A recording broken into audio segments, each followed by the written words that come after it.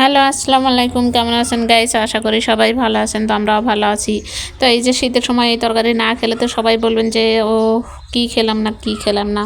তো যাক, আজকে আমি রান্না করতেছি, কারণ এটা হলো বাংলাদেশের, বলতে গেলে সরি বাংলাদেশের না, এটা দেশেরই জাতীয় খাবার।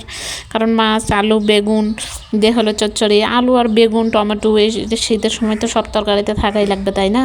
আর এই তরকারি যদি না থাকে আর মাছ দিয়ে যদি ঝোল চচ্চড়ি বলেন, যাই বলেন না কেন, যদি না খাওয়া হয় তাহলে তো মনে হবে যে শীত এসলো আর কি খেলাম না কি খেলাম না।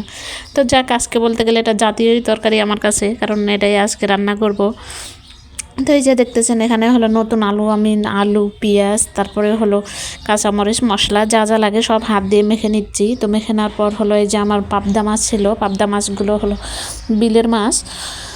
তো এই যে বিলের মাছ দিয়ে আমি হলো এই পাবদা মাছ দিয়ে চচ্চড়ি খাবো, এই জন্য আমি সেদিন অবশ্য ওই রাব্বু নিয়ে আসছিলাম, আমি রান্না করিনি। তো আজকে রান্না করবো চচ্চড়ি খাওয়ার জন্য।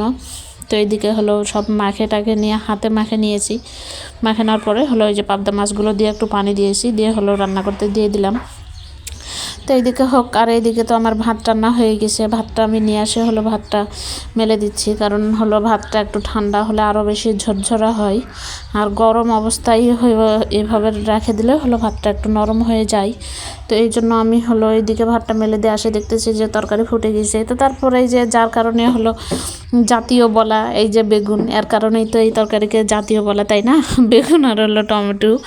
তো এইদিকে হলো আমি বেগুন টমেটো হলো দিয়ে দিচ্ছি আলুর মাঝে, মাছের মাঝে।